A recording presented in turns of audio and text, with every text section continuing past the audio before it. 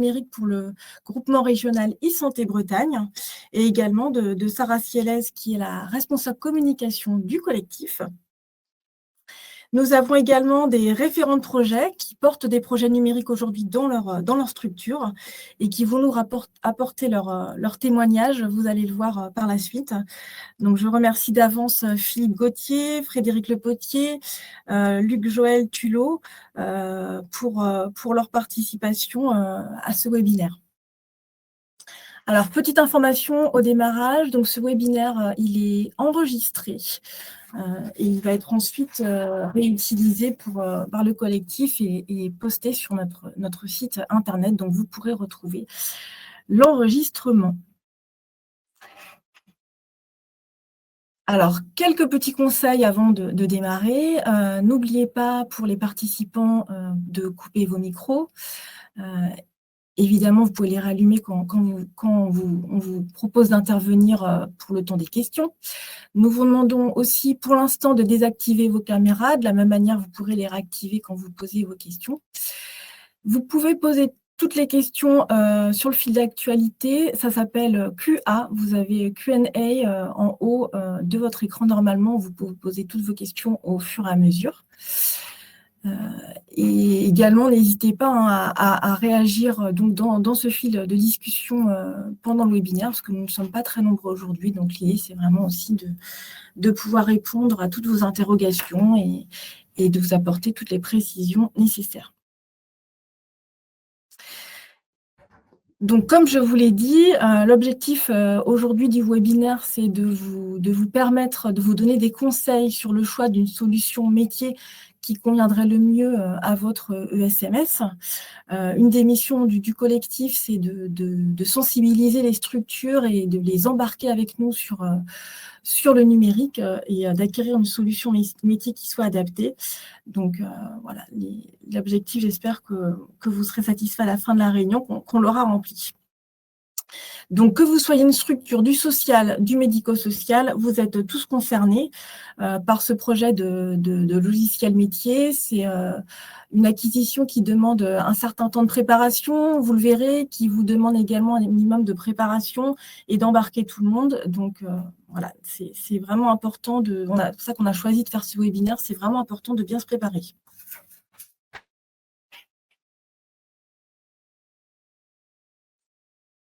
Donc, on vous propose, avec Sylvaine, tout d'abord, de vous présenter qu'est-ce qu'un dossier usager informatisé. On va vous le définir.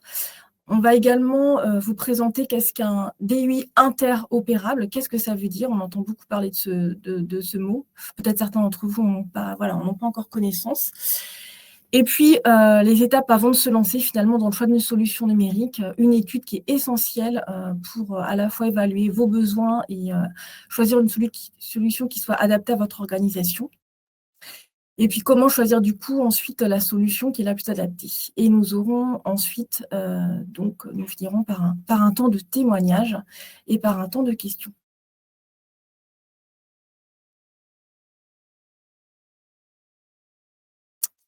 Alors, on va démarrer. Qu'est-ce qu'un dossier usager informatisé?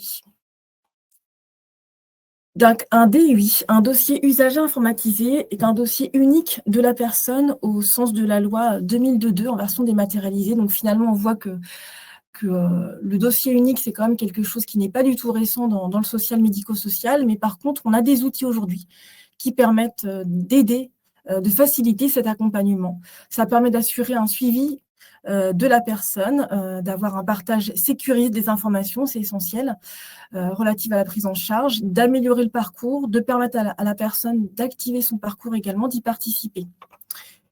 Et puis, on le voit, donc ce n'est pas qu'un logiciel métier finalement, puisqu'évidemment, ça concerne les professionnels qui sont autour, qui concourent à l'accompagnement de la personne. Mais on va voir également que les personnes qui sont accompagnées sont également concernées par ce DUI et ont un droit de regard finalement, comme c'est déjà le cas dans la loi 2002, mais là, on voit grâce au DUI, il y a une possibilité d'accès. Et puis, une possibilité d'accès également pour la famille et puis pour les aidants.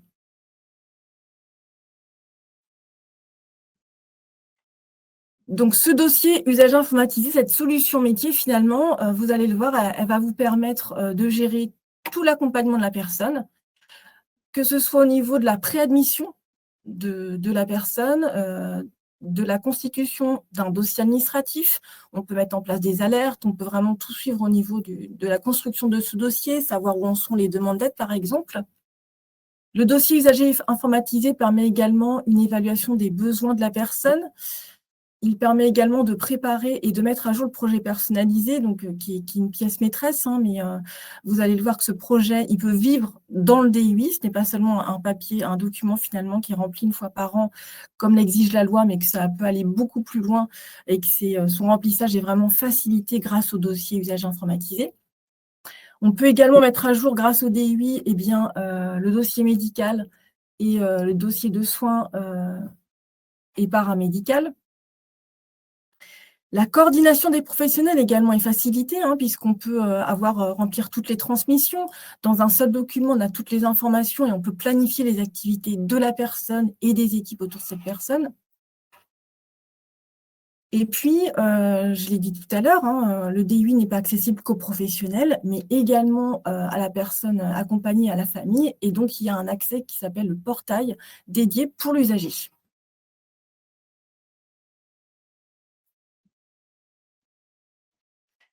Alors, depuis que les structures s'outillent de cette solution numérique, on a rencontré avec le groupement régional beaucoup de professionnels qui nous parlent de qu'est-ce que leur a apporté ce DUI finalement. Donc, on a souhaité vous partager leurs ressentis, puisque finalement, c'est eux qui en parlent le mieux. On a par exemple rencontré un éducateur, hein, dans une maison d'enfants à caractère social, qui nous a témoigné du fait que lorsqu'il reprend son activité, finalement, grâce au DUI, il sait ce qui s'est passé la veille. Il suffit qu'il se connecte pour savoir qu'est-ce qui s'est passé avec le jeune. Et quand il le croise, il nous a dit qu'il peut reparler de ce qui s'est passé la veille, de cet événement, par exemple, et ça facilite quand même la relation avec eux. Ils ne sont pas déconnectés finalement du suivi des personnes, même lorsqu'ils sont absents. On a également les secrétaires, les équipes administratives, par exemple dans un EHPAD, qui nous ont confié qu'elles avaient besoin d'informations sur un nouveau résident, que le médecin traitant avait transféré sur une clé USB des documents, sauf que cette clé USB, les secrétaires n'arrivaient pas à la lire, que c'était compliqué. Et à partir du moment où ils ont demandé au médecin s'ils pouvaient déposer des documents dans ce qu'on appelle un dossier médical partagé, le DMP, eh bien, les secrétaires ont pu récupérer le document, et du coup, ça a facilité grandement la coordination et l'entrée de ce résident. Une infirmière en accueil du jour qui nous a dit que les parents, par exemple, typiquement en PMO, ils pensent à mettre à jour toutes les données concernant leur enfant avec les structures en début d'année, mais que finalement, il peut y avoir des modifications, des ajouts de traitement, etc. en cours d'année, qu'ils n'informent pas systématiquement la structure. Eh bien, grâce au DUI, grâce au DMP, ils ont été informés directement par le médecin des changements. On a vraiment essayé de prendre différents témoignages en fonction de la posture des professionnels. On a également des directeurs d'OG en protection de l'enfance qui nous ont témoigné du fait que finalement, la mise en place d'outils communs dans une organisation qui était éclatée, qui était par exemple multisite sur des territoires très différents, ça permettait d'avoir un suivi de l'ensemble des professionnels. Un chef de service qui nous dit moi c'est pareil, je suis plus au siège, je ne peux pas me déplacer forcément sur tous les sites en même temps, et grâce au DUI, au même endroit, j'ai toutes les informations et j'ai accès finalement à la quotidienneté des établissements. Ça rejoint un petit peu le discours de l'éducateur, hein. Ils savent ce qui s'est passé en temps réel sans avoir forcément à appeler ou à chercher des documents. Et puis également, ils nous ont tous témoigné, alors parce que de plus en plus, on a des structures qui ont avancé dans le déploiement de leurs solutions métiers, qui aujourd'hui remplissent des projets personnalisés d'accompagnement et qui nous disent qu'à plusieurs niveaux finalement, que ce soit au niveau de la préadmission et quotidiennement, qu'ils peuvent remplir ce projet personnalisé au fur et à mesure, et que du coup, ça ne se fait plus seulement une fois par an ou un peu plus, mais en tout cas que ça se fait au quotidien, et que du coup, le projet il est consolidé beaucoup plus facilement. Donc voilà, en résumé, ce qu'on retient, c'est qu'au niveau des équipes, finalement, ils gagnent du temps. Ils assurent également un suivi de la personne. Ils utilisent un logiciel métier sécurisé de gestion des données personnelles, hein, on va en reparler, mais c'est un élément très important puisqu'on a des outils aujourd'hui qui sont financés par l'État, qui sont référencés Ségur, comme on dit, donc ils ont été contrôlés et il y a une sécurisation du coup des échanges des données personnelles. On a également une coordination entre-professionnelle, donc qui est beaucoup plus facile entre les professionnels. Les professionnels, n'oublions pas aussi, finalement, ils peuvent objectiver et valoriser leur activité à travers des indicateurs, c'est-à-dire qu'à travers toutes les activités qu'ils vont renseigner dans le DUI, ça va donner des éléments à leur encadrement pour voilà, valoriser ce qu'ils font au quotidien, qui n'était pas forcément le cas auparavant, notamment par le crayon papier. On sait qu'ils font beaucoup de choses, mais là, on a vraiment un outil qui centralise tout.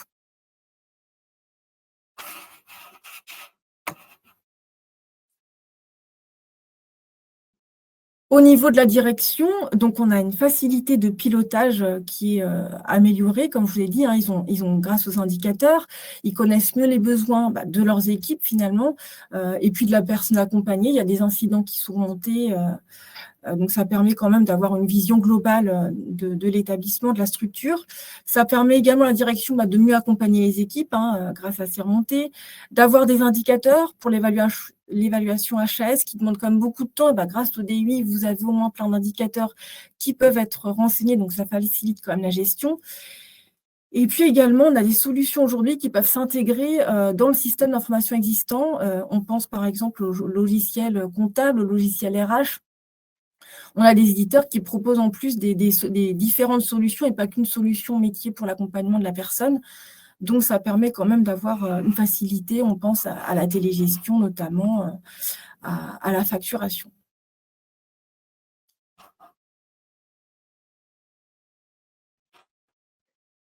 Alors, je vais laisser la parole à Sylvaine Briand du groupement régional e-santé pour aborder la question de l'interopérabilité du DUI. Bonjour à tous, donc moi je vais essayer de vous expliquer ce qu'on entend par DUI interopérable ou DUI compatible Ségur, comme ça a pu être mentionné précédemment. Donc un DUI interopérable, c'est un logiciel DUI tel qui vous a été présenté juste avant par Alexandra, donc qui va embarquer toutes les fonctionnalités de gestion administrative, de suivi, projet personnalisé, accompagnement, etc. Et sur lequel on va permettre aux professionnels d'échanger avec des partenaires extérieurs. Et c'est cet aspect d'échange d'informations qui garantit l'interopérabilité. Le DUI interopérable va s'appuyer sur ce qu'on appelle des référentiels et des services socles qui sont communs en fait aux différents outils des systèmes d'information en santé qui sont aussi utilisés par les partenaires, on le verra tout à l'heure. Et donc, ces référentiels et services socles sont l'INS, donc l'identité nationale de santé, qui permet d'identifier l'usager dans un système de santé, donc à la fois dans le DUI, mais aussi dans les logiciels qui sont utilisés par les partenaires. Et une identification également des professionnels. Les professionnels, ils vont être identifiés par un numéro RPPS qu'on connaît souvent au niveau des médecins, des infirmières, mais qui maintenant s'étend à d'autres types de professionnels au travers du portail RPPS+, avec chacun aussi des numéros RPPS. Et donc, ces numéros RPPS seront l'identifiant qui permettront à ces professionnels de s'authentifier, d'être reconnus en tant que professionnels uniques et pérennes dans les systèmes d'information. Donc ça, c'est les référentiels qui permettent d'identifier les usagers et les professionnels. Et ensuite, pour échanger, on va s'appuyer sur ce qu'on appelle des services d'échange, comme la messagerie sécurisée, ou un outil de partage qui est le dossier médical partagé, qui est une brique de mon espace santé. Le DUI interopérable, il a aussi cet aspect de pouvoir échanger au travers de nomenclatures qui peuvent être communes également entre les différents systèmes d'information, notamment des nomenclatures comme Séraphin sur le secteur du suivi des personnes en situation de handicap, mais aussi s'appuyer sur des normes comme HL7, qui est une norme sur lesquelles les systèmes d'information s'appuient pour échanger des données de santé. Ça va même plus loin au niveau de l'interopérabilité, puisque l'objectif, c'est aussi de pouvoir être interopérable sur d'autres services numériques, comme des services comme Via Trajectoire PH pour le secteur du handicap, Via Trajectoire Grand Âge pour le secteur de suivi des personnes âgées, mais aussi des services comme l'ordonnance numérique ou d'autres services d'échange sécurisés qui pourraient être proposés. Alors, la sécurité fait partie aussi de ce qui est intégré dans l'interopérabilité, c'est-à-dire que les services, les référentiels et services SOC sont sécurisés et chaque professionnel, quelque part, est impliqué au niveau de la sécurité des échanges de par son rôle et par l'utilisation de ces moyens sécurisés. Donc, à la fois ces moyens en termes d'authentification, puisque pour pouvoir s'authentifier, d'être reconnu pour utiliser services numériques en santé, il va utiliser effectivement les moyens d'échange tels que des cartes, des ICPS ou tout autre moyen d'identification, d'authentification. Et puis, il va s'appuyer forcément sur des moyens d'échange sécurisés pour garantir que ce qu'il va partager avec ses partenaires soit protégé à la fois à l'envoi et à la réception de ces échanges de données. Et puis, ce qu'il faut savoir, c'est que la mise en place de ces outils tels que les DUI s'inscrivent dans la démarche RGPD. Et donc, dans un projet de déploiement d'un DUI, on va forcément aussi s'assurer que la démarche RGPD est bien respectée et on aura aussi des éléments, des documents réglementaires à mettre à jour en lien avec le déploiement de ce DUI. Donc, ces documents, ça va être à la fois le registre de traitement, ce sera la charte des systèmes d'information, ça va être également, dans le cadre de la mise en place de l'INS, ça va être une charte d'identité-vigilance. Enfin, voilà. Tous ces éléments-là, ce sera aussi à penser dans le cadre du déploiement du DUI.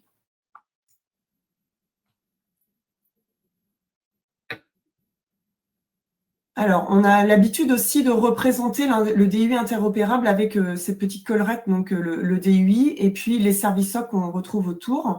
Donc, à la fois ProSanté Connect qui s'appuie sur le RPPS pour pouvoir identifier les professionnels de santé, et donc utiliser les moyens d'identification électronique dont je parlais, hein, la CPS, la ICPS ou d'autres moyens d'authentification.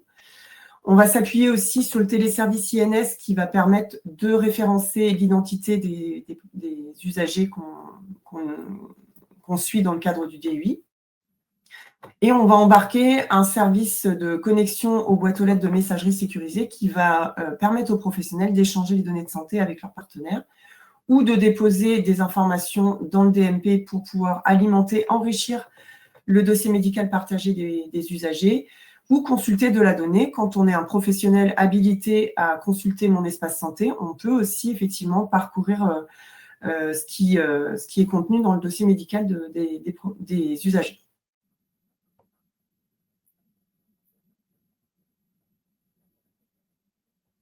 Côté usage pour les personnes accompagnées, le fait d'avoir un DUI interopérable et donc qui va permettre d'alimenter son espace santé, ça va lui permettre un accès à l'information.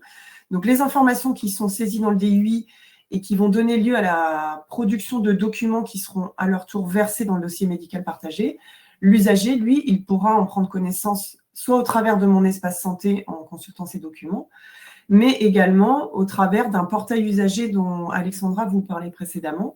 C'est-à-dire qu'on aura vraiment là, c'est un portail qui est plutôt lié directement au DUI et qui va avoir un périmètre peut-être différent de ce qu'il y a dans mon espace santé, mais qui lui permettra peut-être de consulter des documents qui sont très en lien avec la structure, de consulter son agenda avec ses activités, ses rendez-vous. Et puis, éventuellement, d'évaluer aussi les prestations, d'évaluer les activités qui lui sont proposées par la structure, et ainsi d'éviter les ruptures de parcours, puisqu'il pourra prendre connaissance et prendre part aussi, être acteur dans le cadre de son parcours.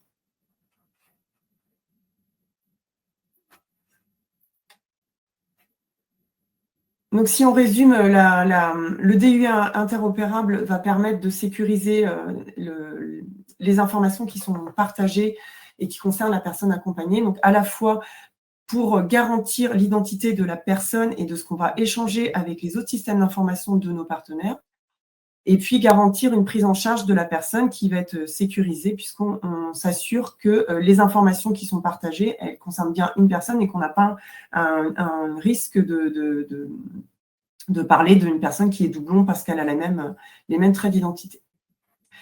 Et ce qu'il faut savoir aussi, c'est qu'au niveau du déploiement du DUI, on va venir aussi interroger les procédures d'identito-vigilance dans les structures. Et donc ça fait aussi partie des fonctionnalités que propose le dossier usager informatisé interopérable.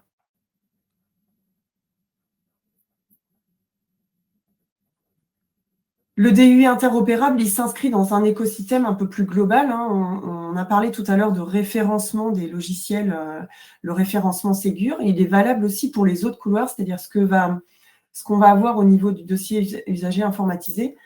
C'est aussi ce qui est déployé dans les autres couloirs, que ce soit à l'hôpital, au niveau des laboratoires, de la biologie, de la radiologie, des pharmacies, et tous les professionnels qui interviennent en ville sont aussi invités à s'équiper d'une version Ségur qui aura les mêmes caractéristiques, donc qui va aussi utiliser les référentiels, les services socles.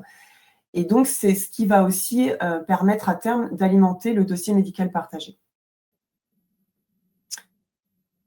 Communiquer dans l'écosystème, c'est aussi communiquer avec des partenaires de façon un peu plus large, tout au long du parcours et en fonction des informations dont on va avoir besoin d'échanger avec les partenaires. Et donc là, on vous a mis un petit schéma de tous les partenaires qui sont susceptibles d'échanger avec les structures médico-sociales, en sachant bien sûr que certains ne sont pas encore équipés, mais l'objectif, c'est que tous, à terme, soient équipés d'une messagerie sécurisée et tous soient en capacité aussi d'alimenter, alors en fonction de leur habilitation, bien sûr, le dossier médical partagé pour que le parcours soit enrichi le plus largement possible pour suivre les données de santé des usagers qui sont accompagnés.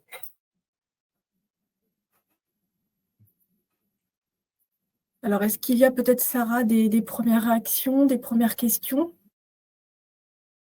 avant qu'on aille un petit peu plus loin sur le sujet? Non, pas pour l'instant, Alexandra, tu peux continuer. Ok, parfait. Alors, on l'a vu, vous voyez, Sylvaine vous a présenté ce que permet le DUI. Donc, il y a un référencement qui est fait de ces logiciels métiers. Donc, les éditeurs y répondent évidemment, puisque c'est réglementaire, mais pour autant, les éditeurs vont vous proposer par couloir, donc PA, PH, PDS, AHI, protection de l'enfance, des solutions, et il y en a quand même un certain nombre. Donc, il est important de aussi prendre en compte le fait que quand vous choisissez un DUI, il faut bien étudier votre organisation parce que vous avez des besoins bien particuliers en fonction de cette organisation. Et donc, il est important de se dire, voilà, autant la solution est référencée, mais pour autant, il y a des paramétrages typiquement à faire qui doivent être adaptés. Donc, c'est la raison pour laquelle on va vous présenter les prérequis au choix d'une solution numérique. Alors déjà, qui embarquer lorsque on veut choisir un DUI? Finalement, ce n'est pas qu'une question numérique, une question SI, puisque ça concerne tout le monde. Ça concerne le SI, évidemment, mais finalement, ça concerne aussi les équipes qui vont vraiment l'utiliser, qui vont graviter autour de la personne. Donc, on a l'équipe de direction, évidemment, comme on a dit tout à l'heure, l'équipe administrative, l'équipe encadrante, de soins, les équipes en charge de l'accompagnement, les travailleurs sociaux, typiquement, les équipes en charge du SI, comme on l'a dit, et le DPO. Alors, par rapport à l'embarquement de ces équipes, il ne faut pas oublier également des prestataires. C'est-à-dire que si vous avez des prestataires en informatique, typiquement par exemple, il faut bien les informer aussi de cette démarche parce qu'ils vont être impactés par ce projet. Donc vraiment, on est sur un projet qui est un vrai travail d'équipe.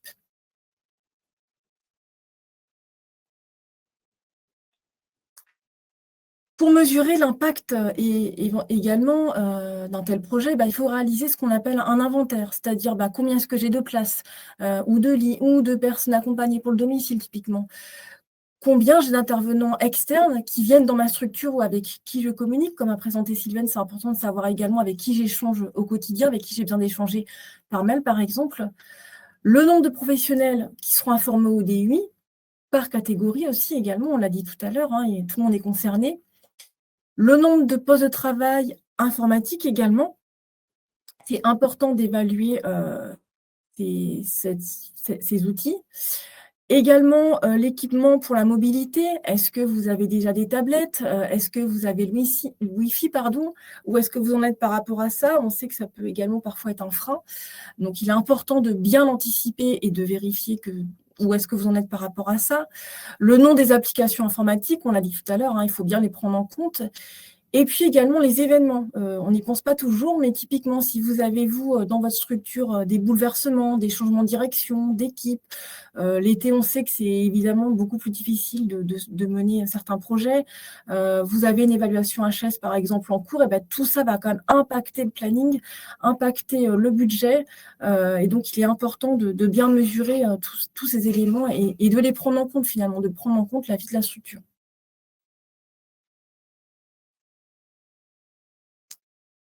Et puis, il faut également penser à l'organisation interne. Tout à l'heure, vous aurez des témoignages de structures qui sont déjà passées par là. Et à chaque fois, ce qu'ils nous disent, c'est finalement, il faut identifier un chef de projet sur cette structure. Il y a une équipe, mais il faut un pilote aussi, donc il faut bien l'identifier. Et puis, il ne sera pas seul, ce chef de projet, donc il faut identifier une équipe, ou projet, qui va se réunir régulièrement, un comité de pilotage. Il faut également informer le responsable DPO de votre structure, de la démarche, parce qu'on l'a dit, c'est finalement aussi une démarche de gestion de l'information. On est sur une gestion du système d'information, donc il est vraiment important de le prendre en compte et d'informer cette personne. Et puis également, évidemment, d'informer le RSSI, si vous en avez un, en tout cas, d'informer la personne avec qui vous êtes en lien sur ces sujets-là. Donc, il faut lister toutes ces personnes, tous ces référents métiers, parce que finalement, il vous faudra aussi des référents métiers. Vous avez une équipe, par exemple, d'assistantes sociales, et il faut une référente dans cette équipe-là qui va faire le lien. Et puis, il faut évaluer la charge de travail, puisque, comme on l'a dit, il y aura de la formation qui sera à prévoir. Donc, il faudra bien évaluer avec l'éditeur, par exemple, typiquement, quelle semaine est-ce qu'il faut faire intervenir quelle équipe, parce qu'il y aura un impact sur vos équipes. Et puis, réfléchir aux besoins et à la nature d'apport externe, parce que comme on le fait aujourd'hui, il y a le collectif SI médico-social qui peut vous accompagner. On propose aux structures de se rapprocher pour former les fameuses grappes, donc pour vous aider à avancer sur ces projets numériques et à vous regrouper pour avoir des financements. On vous propose également des webinaires comme on le fait aujourd'hui, des réunions sur des groupes de travail pour intégrer le DUI, et puis une aide également du groupement Régionali Santé qui va vous accompagner sur le dépôt de la demande de financement typiquement, et puis tout au long du projet, lorsque vous allez déployer, Sylvain vous a parlé des référentiels SOC, eh bien, ils ont des équipes qui sont dédiées à la messagerie sécurisée typiquement, donc c'est des apports qui sont précieux et qui peuvent vous accompagner tout au long du projet. Et puis, je parlais de la grappe. Je ne sais pas si certains d'entre vous en ont entendu parler, certainement, mais en tout cas, pour faire des demandes de financement auprès de l'ARS de ces équipements, il y a des possibilités de se former en grappe et du coup de mutualiser. Ça, vraiment, on insiste. C'est très important aujourd'hui dans l'écosystème médico-social, vous le savez déjà, qu'il faut partager les ressources et donc mutualiser les apports externes, qu'il s'agisse du projet DUI d'ailleurs, mais pour d'autres projets, DPO, RSI, ça je pense que je vous apprends rien, que c'est important de mutualiser les ressources.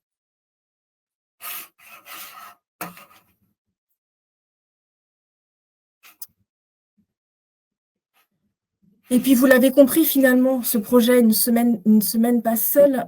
Il faut en parler aux structures autour de vous, finalement, qui ont peut-être déjà avancé sur ces projets-là, sur les projets de DUI, pour avoir leur retour d'expérience, typiquement. C'est important également de reparler à la fédération, puisque les fédérations, finalement, sont aussi là pour vous renseigner. Peut-être qu'elles savent s'il y a des projets en cours. On l'a vu sur certaines interpellations par rapport à des éditeurs, par exemple. Il y a des fédérations qui peuvent aussi défendre vos intérêts. Donc, c'est important aussi de les contacter sur ces sujets-là. Si vous faites partie d'un GCSMS, finalement, c'est assez logique parfois de partir sur un projet commun pour mettre en place une solution numérique, donc n'hésitez pas à en parler, puis en parler à votre réseau de manière globale.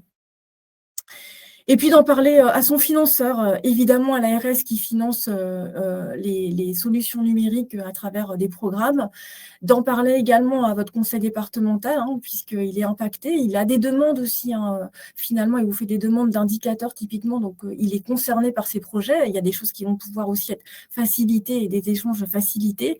Et puis il y a d'autres financeurs à l'adresse typiquement en fonction des secteurs.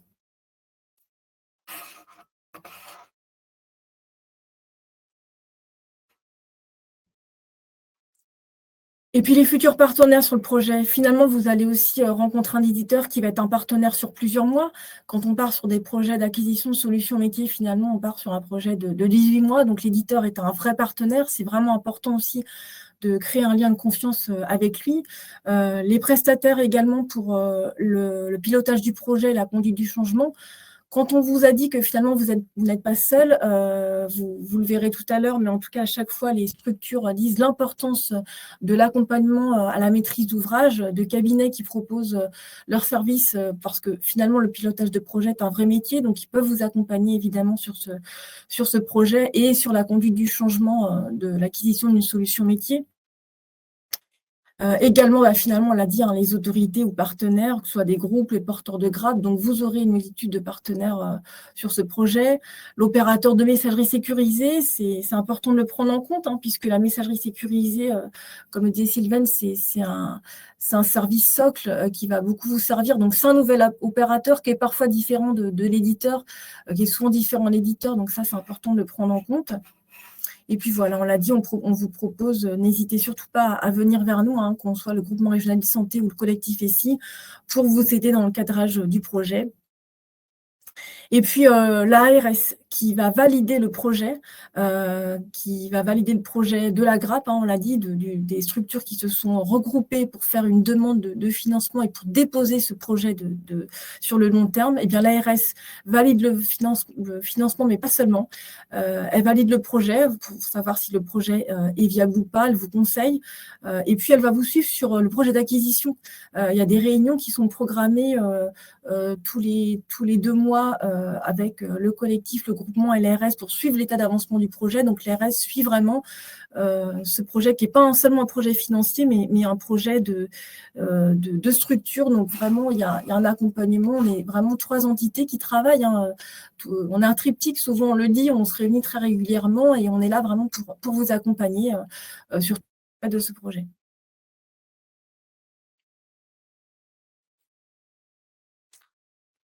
Alors, je ne sais pas s'il y a toujours des questions du coup sur ce sujet-là. J'en vois pas. Donc, je vais laisser la main à Sylvaine afin d'aborder le choix de la solution la plus adaptée. Oui, donc dans cette prochaine étape, on va vous expliquer un peu comment on va dérouler une procédure qui va vous permettre de choisir de façon éclairée le logiciel DUI qui correspond le mieux à votre association, à votre structure. Et donc, on a découpé en différentes actions. Donc, la première, ça va être de réaliser un cahier des charges pour bien définir quels sont les besoins de votre association, de votre structure, de vos services en termes de fonctionnalités, à la fois fonctionnalités métiers, mais aussi des exigences techniques qui sont à prendre en compte par l'éditeur qui va répondre en fait à votre demande. Et puis aussi des exigences qu'on va qualifier de contractuelles, puisque c'est important aussi de bien cadrer ce qu'on va attendre de la part de l'éditeur d'un point de vue tarification, d'un point de vue facturation, d'un point de vue fréquence des points qui sont à faire avec le prestataire et par rapport aussi aux conditions d'exécution de la maintenance, du support, etc. Donc ça, c'est important d'avoir ces exigences, de définir quelles sont les exigences contractuelles qu'on va demander auprès des éditeurs qui vont répondre. Pour réaliser le cahier des charges, on va s'appuyer sur un guide fonctionnel qui a été élaboré par l'ANAP il y a quelques années, au tout début du programme SMS numérique. Donc, tout n'est pas à réécrire. Il y a une grande base avec un périmètre fonctionnel qui s'applique à l'ensemble des structures médico-sociales et sur lesquelles vous allez pouvoir vous appuyer pour préparer votre cahier des charges. Et puis, on pourra compléter avec des spécificités qui s'appliquent à vos services, à votre mode d'organisation, qui seront à prendre en compte aussi dans le cadre de la réponse de l'éditeur. Pour pouvoir répondre à votre sollicitation, c'est important aussi peut-être de prévoir un cadre de réponse sur lesquels les éditeurs vont s'appuyer pour apporter les éléments de réponse à la fois sur la solution, sur la façon dont il envisage de mener le projet avec vous, sur la façon dont il va répondre financièrement aussi à cette demande. Et donc, ce cadre de réponse, il sera utilisé aussi de façon plus facilitée aussi par votre équipe projet qui va analyser les offres des éditeurs. Ce qui est important aussi, c'est de définir une grille d'analyse sur lesquelles vous allez définir les critères de notation de la solution, de la méthodologie qui est proposée, de la notation tarifaire financière aussi de l'offre, et qui vous permettra justement de comparer les offres qui sont faites par les éditeurs. Un élément qui est important, et là on conseille vraiment de le préparer aussi en amont, c'est dans le cadre des auditions, des démonstrations qui sont faites par les éditeurs, c'est d'avoir des scénarios qui seront à dérouler au cours de la démonstration, et ce qui va permettre en fait à votre équipe projet, en fait aux personnes qui vont assister aux auditions, d'avoir des éléments de comparaison qui sont les mêmes, puisque le scénario qui va être déroulé par les différents éditeurs permettra de voir quelles sont les fonctionnalités, comment elles sont abordées d'une manière ou d'une autre par les éditeurs qui vous démontrent en fait leur solution métier. Et puis prévoir un dépouillement des offres, donc à la fois sur la partie dossier commercial en fait, qui vont vous être proposés par les éditeurs, mais aussi qui va permettre de bien analyser la façon dont les auditions se sont déroulées. Et c'est ce qui vous permettra d'appliquer une notation à chacune des propositions qui sont faites par les éditeurs qui vont répondre à votre consultation.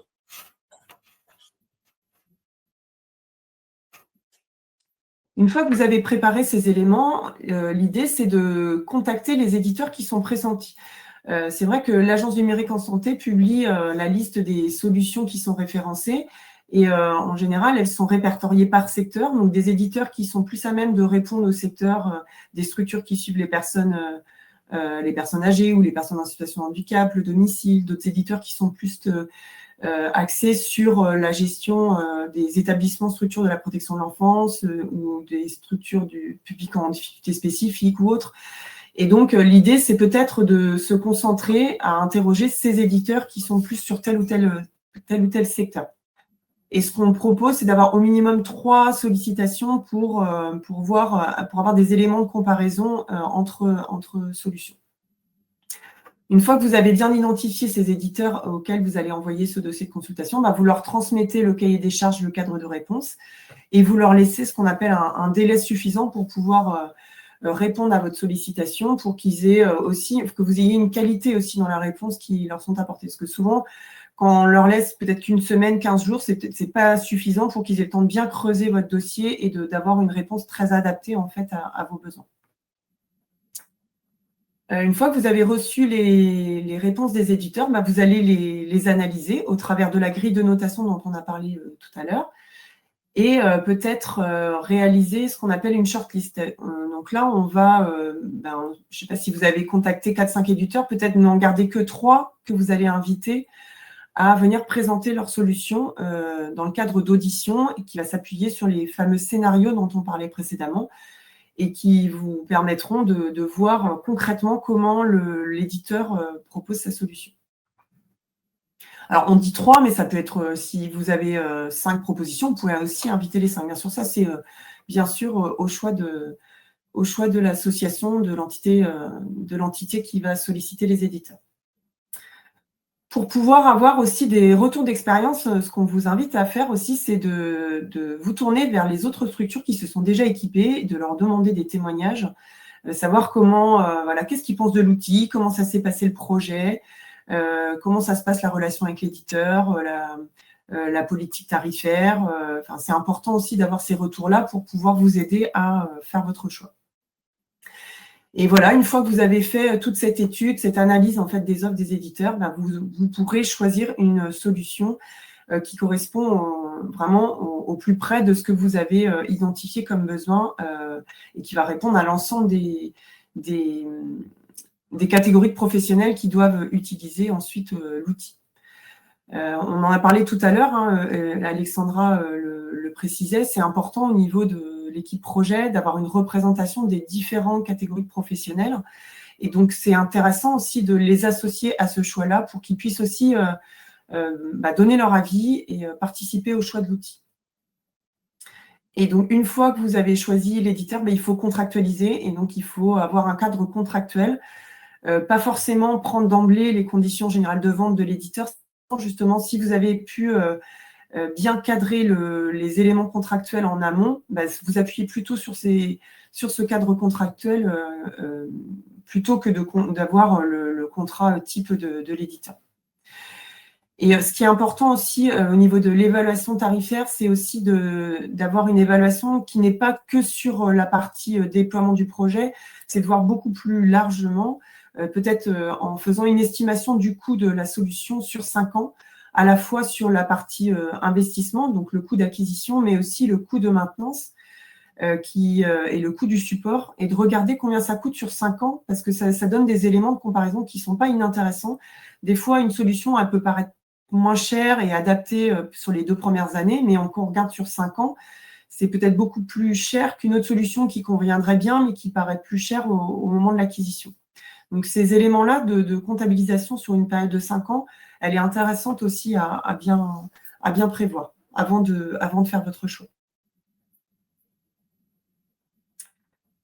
Alors, au niveau des critères de choix dont on parlait tout à l'heure, quand on fait la grille d'analyse, c'est important d'avoir tout ce qui peut être pris en compte, justement, quand on choisit un logiciel. Hein. C'est déjà l'adéquation fonctionnelle. Est-ce que ça répond aux besoins de mes professionnels et à mon organisation?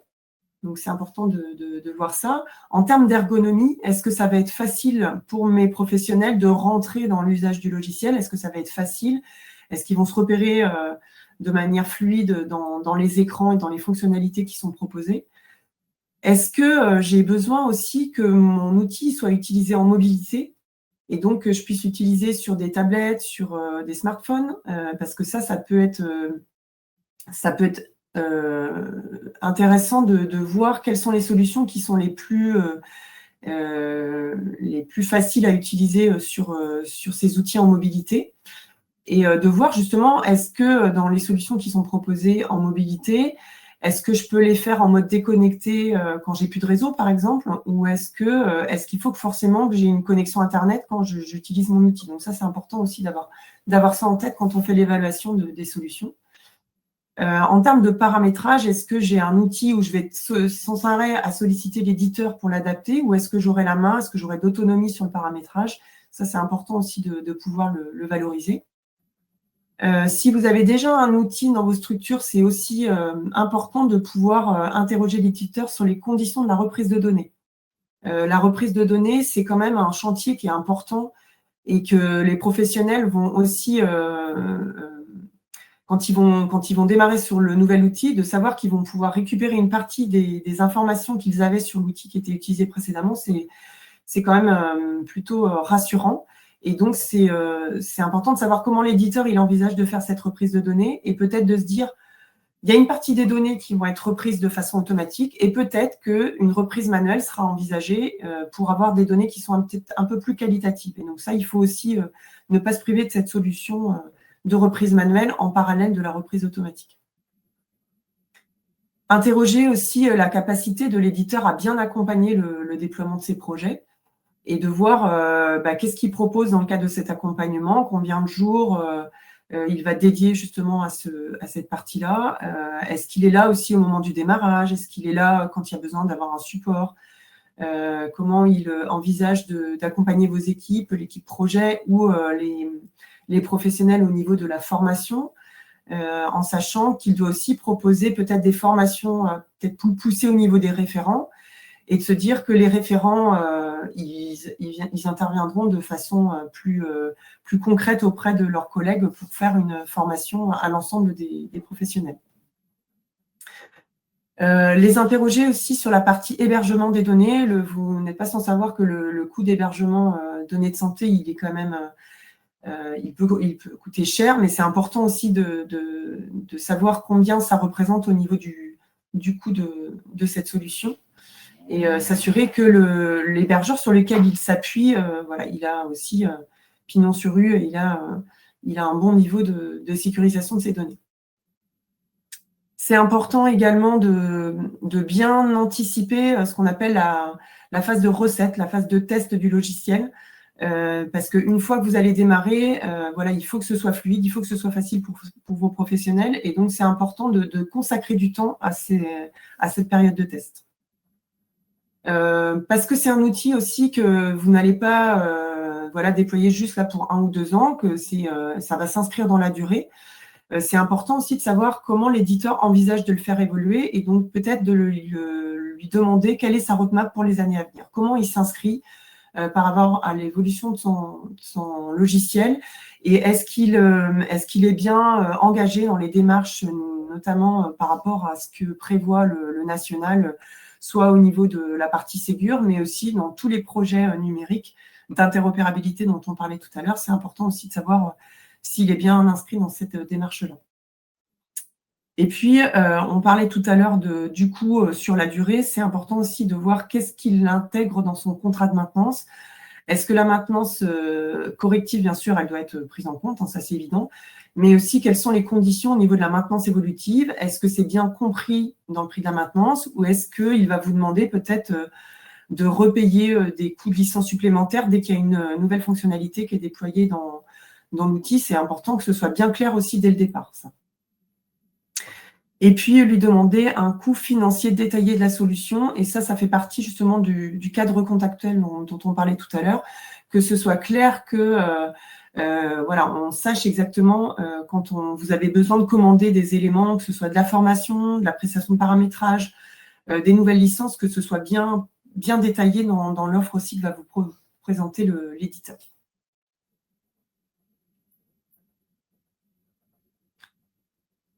Alors, pourquoi on vous parle de tout ça? Parce que, c'est vrai qu'on parle de la mise en concurrence et du respect de la commande publique, notamment pour les établissements publics, mais j'ai envie de dire, ça s'applique à tous les établissements, et donc le milieu privé ou le milieu associatif, il est aussi concerné en termes de bonnes pratiques d'achat. C'est important de mettre en concurrence les éditeurs, parce que c'est ce qui va vous permettre aussi voilà, d'avoir une bonne visibilité de ce qu'il y a sur le marché. Et puis, c'est important de mettre en concurrence les éditeurs, parce que ça peut aussi donner lieu à des négociations intéressantes au niveau du tarif, mais aussi de s'assurer qu'il va y avoir une qualité dans la réponse qui va être apportée. Alors, pour les établissements publics, cette mise en concurrence, elle passe soit par une procédure d'achat public, avec un service de marché ou un service vraiment adapté, mais ça peut être aussi, vous pouvez aussi acquérir votre solution DUI en passant par une centrale d'achat. Donc, on vous en a listé quelques-unes là sur le support, mais voilà, ça dépend aussi quelles sont les centrales d'achat auxquelles vos structures sont adhérentes.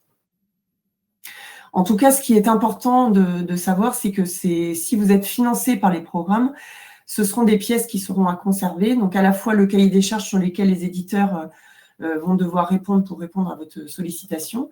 Et puis aussi toute la démarche que vous allez dérouler dans le cadre de cette consultation, c'est important de bien la tracer, parce qu'elle vous sera demandée dans le cadre des contrôles qui peuvent être effectués au niveau du programme ESMS notamment. Et bien de rappeler voilà, le déroulé, mais aussi la méthode et les critères sur lesquels vous êtes appuyé pour conduire cette consultation.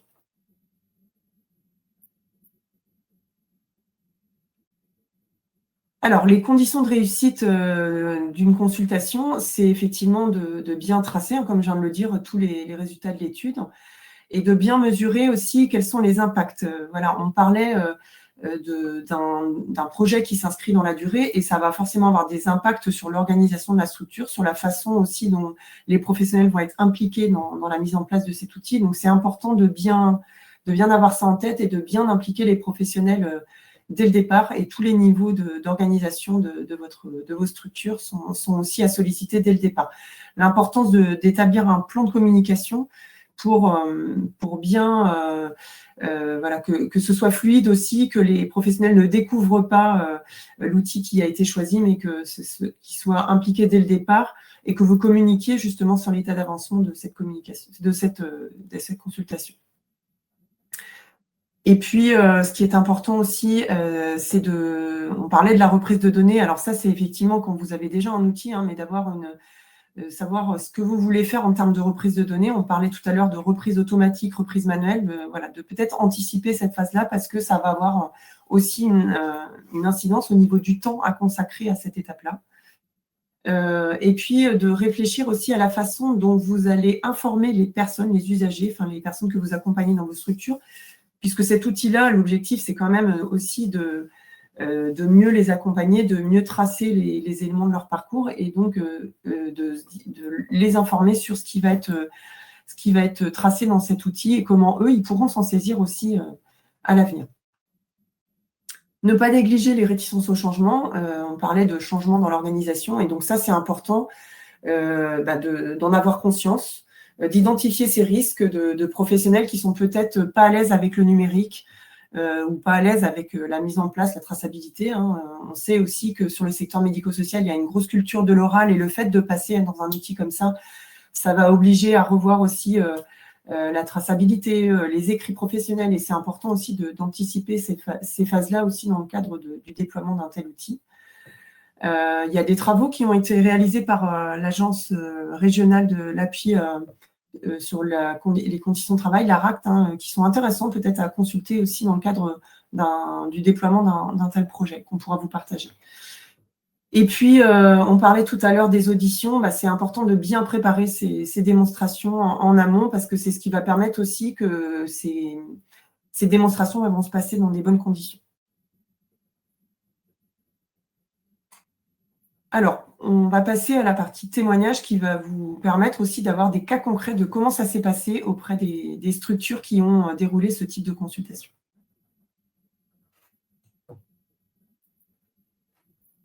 Alors, on commence avec Philippe Gauthier, qui est le chef de projet pour les Journées d'Œuvre, qui recouvre un large secteur. Vous avez des personnes en situation de handicap et ou âgées.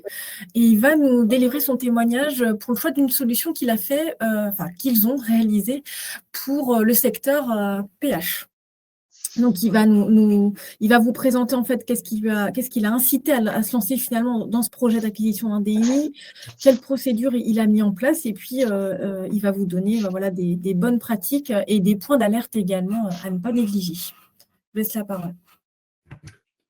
Oui, bonjour à tous. Alors, je vais témoigner au niveau donc des Jeunes d'Or sur la mise en place de DUI.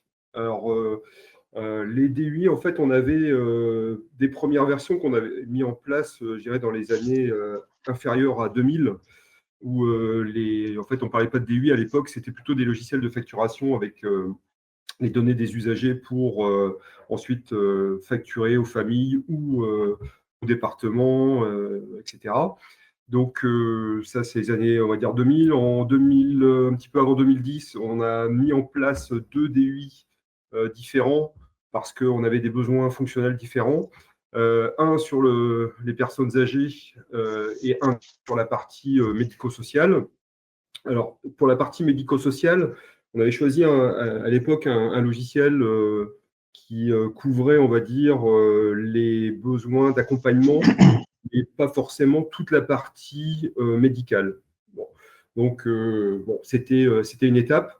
On a mis en place un comité de pilotage à l'époque pour aussi accompagner ce changement parce que, à part le côté, on va dire, technique et la mise en place du logiciel, il y a surtout tout l'accompagnement gestion de projet qui est importante. Donc, on verra que c'est important pour la suite. Là, dans les années, on va dire 2020 et suivantes, donc tous ces process étaient déjà en partie en place, mais les professionnels exprimaient des besoins pour aller plus loin. Donc, on a participé en fait à 2 appels à projets au niveau régional. Un concernant les personnes âgées, où on a rejoint une grappe existante. On a rejoint donc une grappe qui était plutôt spécialisée dans le secteur PA avec le choix d'un logiciel qui était déjà fait. Donc là, c'était NetSoin de la société Teranga. Donc, nous sommes, on va dire, intégrés dans un process qui était déjà à peu près cadré. Donc, je ne vais pas détailler cette partie-là, puisque au final, on a rejoint une grappe, et après, on a poursuivi, je dirais, le déploiement d'une façon assez autonome, parce que chaque grappe, finalement, avait son propre calendrier de déploiement, même si l'outil est commun, chacun avait son projet séparé. Alors, concernant le secteur PH, chez nous, qui représente pas mal de structures, on a des secteurs enfance, secteur adulte, avec de la grande dépendance, on va dire des secteurs qui sont un peu particuliers. Bon. Donc, trouver un logiciel qui réponde à tous ces cas de figure, c'est pas évident. Donc, ce qu'on a fait, c'est qu'on a fait déjà, dans un premier temps, un petit sondage du marché. Alors, en regardant sur Internet, sur les sites des éditeurs, en regardant des UI, et en regardant en fait quels étaient les principaux éditeurs du marché, leurs principaux clients. Et bon, par nos contacts aussi avec des structures similaires aux nôtres, nous avons fait des sondages pour savoir de quelles solutions ils étaient équipés. Alors, bon, on a fait un premier état des lieux. On avait déjà à peu près 5 éditeurs pressentis, on va dire, pour faire des études un petit peu plus approfondies. Alors, pourquoi, à un moment donné, on s'est lancé dans ce projet d'acquisition du DUI? Donc, on avait déjà cette réflexion-là, mais il y a eu l'opportunité de l'appel à projet de l'ARS, avec notamment l'opportunité de financement de ces solutions qui sont quand même assez onéreuses. Donc, on est rentré déjà dans le cadre qui était défini par l'ARS à l'époque. Et il se trouve que pour la partie personnes handicapées, on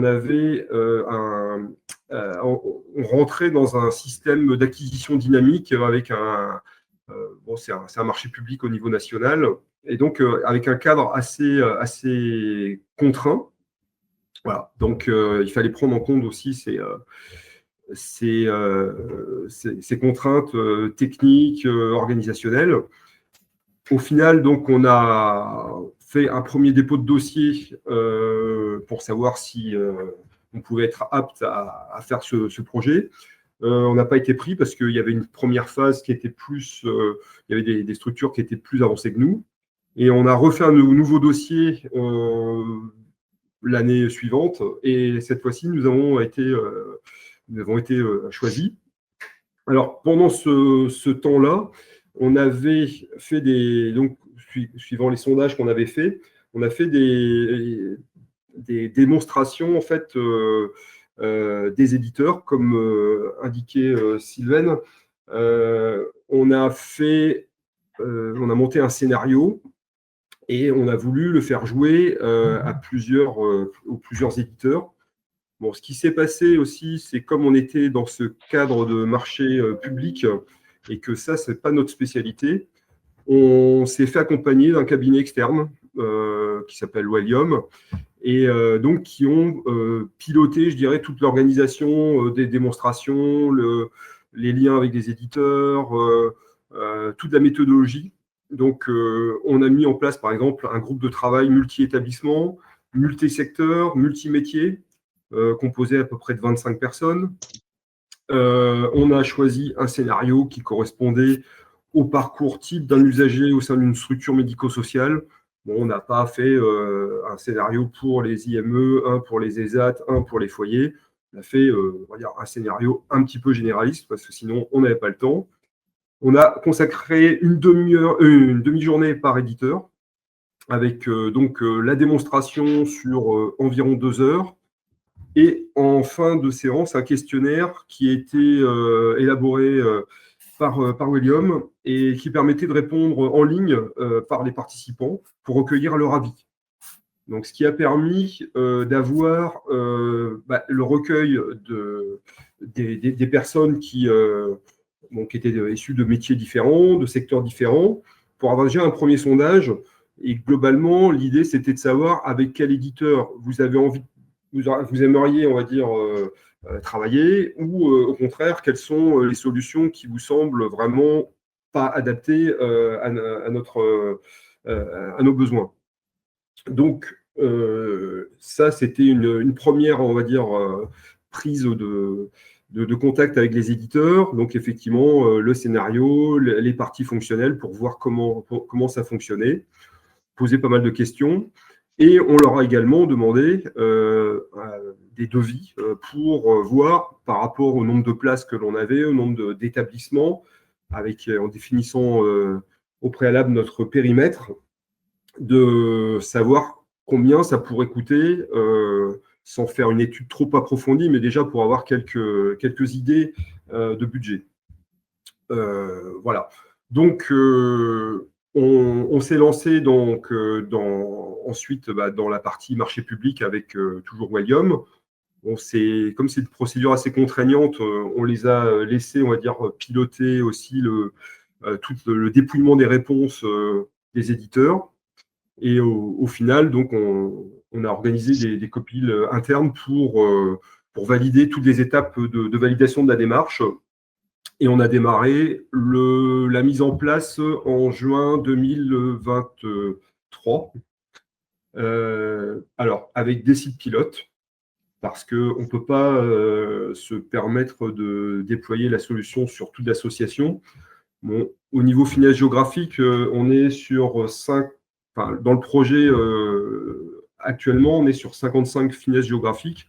Donc, on a 14 finesses dans les sites pilotes et il en reste 41 à mettre en place pour les sites suiveurs. Donc, ce qui veut dire que dans un premier temps, les sites pilotes, ils essuient un petit peu les plâtres.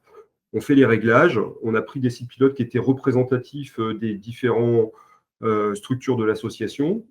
Et une fois qu'on a fait tous ces réglages, tous ces paramétrages, on a ensuite dupliqué cette méthode pour les sites suiveurs. Alors, on va plus vite dans le déploiement, mais comme on en a plus à déployer, c'est plus lourd, même dans la partie suiveur, parce que là, pour donner un ordre d'idée, pour le plan de formation, là, on a 54 jours programmés jusqu'à juin 2025. Donc, c'est un projet qui va s'étaler au final sur 2 ans, parce qu'il y a beaucoup de travail à faire et puis de spécificités suivant les établissements. Bon, ce que je dirais, après, il y aura peut-être des questions plus précises sur certains points. Le point important, je pense, c'est de constituer une bonne équipe projet. Alors, on est 4 à faire on participe à ce projet-là et à d'autres projets. On est une bonne équipe projet avec un représentant de la direction générale qui fait le lien avec toutes les équipes de direction. Pour ma part, moi, je suis le chef de projet sur à la fois le côté organisation et sur la partie technique. Et après, je m'appuie sur les compétences du service informatique interne pour on va dire, tout ce qui est déploiement, par exemple, des ordinateurs, des tablettes. Il y a des choses à régler en interne, des logiciels. Et on fait beaucoup le lien aussi avec les éditeurs externes pour les réglages les certificats, les accès aux logiciels, etc. On a un profil, un responsable de service métier qui a été détaché à plein temps depuis en fait septembre 2023. Il est à temps plein détaché sur ce projet-là. Donc, ça sert à accompagner en fait les équipes des professionnels dans les établissements. Et on a j'ai une technicienne informatique aussi qui passe beaucoup de temps pour accompagner les personnes pour les réglages techniques et un petit peu fonctionnels. Donc, ce qui est important, effectivement, c'est de bien constituer une bonne équipe projet, parce que le projet, ce n'est pas simplement d'installer le logiciel et, on va dire, au-delà du temps, on va dire, de mise en place. Derrière, il y a tout le temps d'accompagnement, d'évolution. Donc, c'est un projet à très, très long terme. Bon, pour l'instant, on va dire c'est apprécié parce que y a une bonne connaissance du secteur et puis on a déjà mis en place des DUI avant. Donc, franchement, la comitologie, c'est-à-dire comité de pilotage, les points réguliers, faire de l'information, de la communication, c'est un point très important parce que si vous n'embarquez pas les professionnels dans la mise en place du logiciel, si on s'arrête simplement au sujet technique, généralement, ça ne marche pas bien. Donc voilà, faut rester vigilant, je pense, sur toutes les étapes du projet. Capter les signaux faibles. Si jamais on sent qu'il y a de l'inquiétude, que ça ralentit un petit peu, il faut aider ceux qui ont un peu plus de mal. Faire une bonne communication et planifier notamment des points de suivi très réguliers pour éviter qu'on se retrouve arrivé à une étape où normalement voilà, tout le monde aurait dû faire ça et puis se rendre compte qu'il y en a qui ne sont pas arrivés au point attendu. Donc voilà, des points réguliers et l'équipe projet en fait qui est là pour appuyer les professionnels. Voilà ce que je peux dire. Parfait. Merci beaucoup pour ce témoignage. Est-ce qu'il y a des premières questions?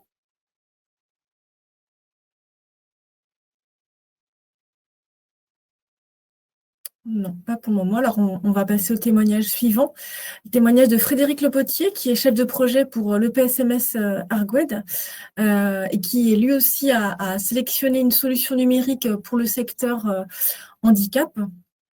Donc, pareil, de la même manière que M. Gauthier, en fait, c'était vraiment, Frédéric, un périmètre quand même très large. On voit des ESAT, des EAM, des CESA, des SAVS. Donc, qu'est-ce qui vous a donné envie à votre équipe de partir sur ce projet de DUI? Alors, bonjour à tous. Effectivement, on va peut-être répéter un petit peu des choses qui ont été dites juste avant. Ce qui m'a rassuré, c'est qu'on était plutôt bon élève. Je vois dans le déroulé de Sylvain, puisqu'on a effectivement cadré assez proche à ce qui a été déjà dit. En avant-projet, en fait, on a souhaité partir sur ce projet-là pour la bonne et simple raison qu'on avait une diversité de services assez importante, des maturités informatiques aussi différentes, de temps en temps des dossiers usagers en place, mais en mode silo, c'est-à-dire que uniquement dans une structure et pas dans l'autre à côté. Et on s'est dit, voilà, compte tenu de la diversité des services et surtout de la volonté de disposer d'une solution uniforme sur l'ensemble des services de l'établissement, c'est l'occasion de remettre tout à plat, en fait, et de repartir pour disposer d'une solution unique, en fait, sur l'ensemble des structures. On a aussi profité des expériences passées pour avoir un petit peu le ressenti des professionnels. Ils avaient déjà d'autres dossiers usagers et ils avaient des bonnes et des mauvaises expériences. Et donc, on s'est dit, il n'y a rien de perdu, bien au contraire, même si on change de solution, tous ces éléments-là pourront être réutilisés dans le choix de la solution à venir. Dans la démarche, on a été assez proche de ce qui a été déjà dit auparavant. On a constitué un groupe et on voulait absolument que les métiers soient présents pour le choix de la solution. Un groupe varié qui représentait un petit peu dans les divers services, des secrétaires, des professionnels de l'accompagnement, des paramédicaux. On avait un petit peu un groupe assez diversifié parce qu'on ne voulait pas que ce soit le SI ou la direction qui choisisse la solution. On voulait vraiment qu'elle émane des métiers. Et je pense que ça a été déjà dit auparavant. C'est un élément très important, je pense, pour la réussite du projet. On a donc suivi un petit peu le cadre qui nous a été donné. On est un établissement public, donc soumis au marché. On avait le choix de passer par une centrale d'achat, ce qui nous a quand même simplifié le process dans l'acquisition de la solution. On s'était, dans la même idée que ce qui a été dit précédemment, on s'était renseigné un petit peu sur les solutions et on avait validé que les solutions un petit peu du marché pouvaient être prises par la centrale d'achat. Donc, ça nous simplifiait le process de démarche marché, mais ça nous permettait quand même de voir toutes les solutions auxquelles on avait souhaité vraiment les présenter dans leur version Ségur, puisque les solutions peuvent évoluer aussi entre ce qu'on a connu et les solutions d'aujourd'hui. Donc, c'était important. Donc, on est passé aussi pareil on a été accompagné d'un cabinet extérieur aussi, Ressourceal, qui nous a mis à disposition une MOA qui a été très utile dans le dépôt du projet, puisque toute la méthodologie derrière d'analyse des résultats, d'enquête, de liens éditeurs, de prise de contact a été réalisée par la MOA et ça nous a simplifié énormément le process derrière. Et on a fait pareil sur le déroulé. On parlait de 2 heures. Je pense qu'on est à peu près sur la même chose au final. Un temps à pas négliger finalement, parce que Non, non, non, non, non. une demi-journée, le temps de voir les scénarios et puis finalement après Ouais. Et de on a dû dépouiller. caler ça dans les plannings aussi d'accompagnement, qui c'est pas toujours évident, hein, donc on a essayé de bien identifier les journées et de passer donc les solutions, avec aussi un scénario qui avait été défini à l'avance d'un parcours type, qu'on avait déjà donné aux éditeurs, et aussi on avait demandé en plus, dans notre cas, de disposer d'un bac à sable, pour chaque solution, qu'après cette présentation, on puisse aussi, aller voir les solutions nous-mêmes, aller tester 2-3 petites choses et voir, ce qui répondait au mieux, en tout cas des desiderata. Donc on a été jusqu'au bout de cette étape-là. On a choisi une solution. C'est pas évident aussi, hein, comme ce qui avait été évoqué, précédemment, d'avoir la solution qui couvre tout. Donc en fait, il y a des solutions qui composaient très bien sur un secteur et moins bien sur d'autres. Et donc on a choisi celle qui correspondait le plus médian possible à toutes les solutions, en fait, mais qui offrait aussi des possibilités à côté, de développement et qui permettraient, par la suite, éventuellement, de repréciser des choses dans certains secteurs. On a été aussi attentif, sur la partie, module soins. C'est pas la partie la plus présente dans les services, mais on a quand même un EANM et un EAM qui, eux, ont vraiment besoin de ce module-là.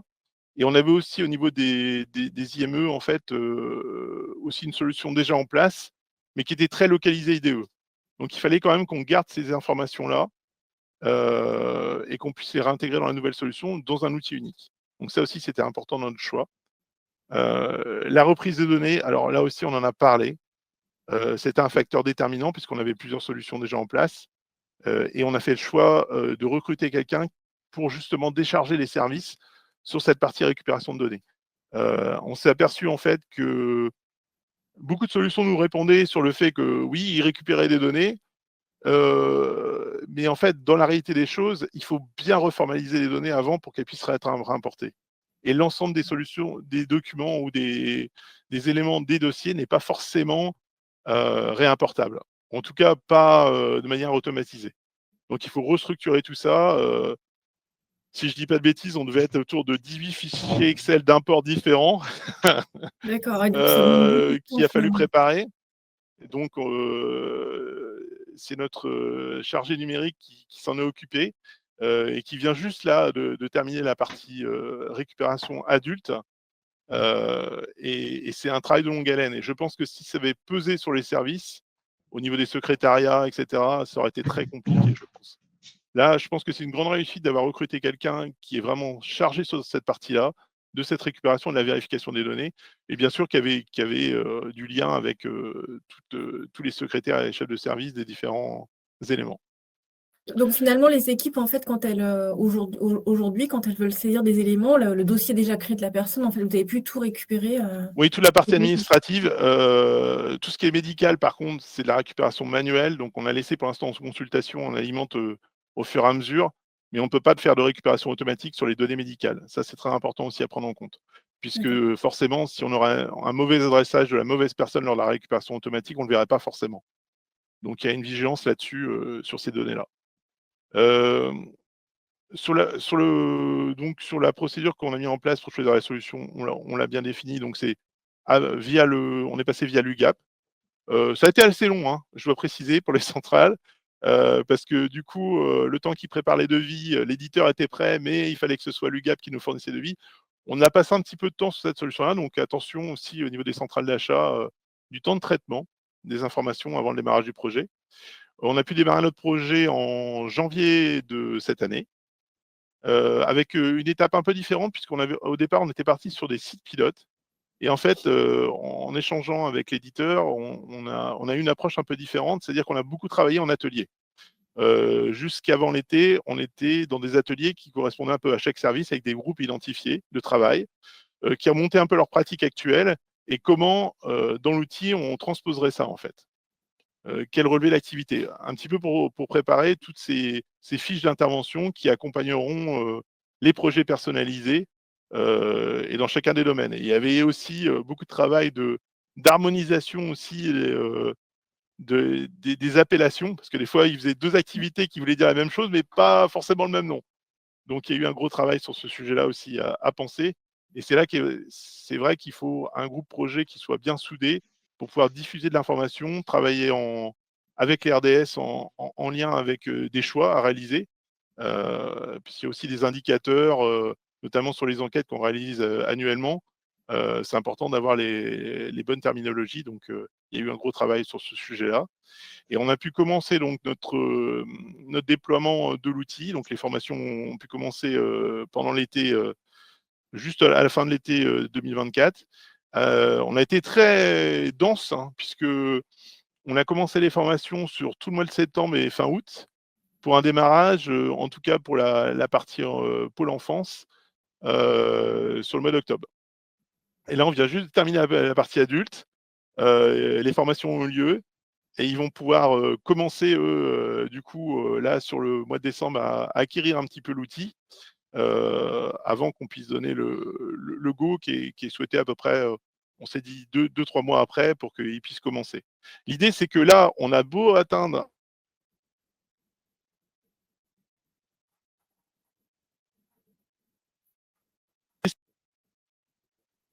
Ah, on a un petit souci technique, je ne sais pas si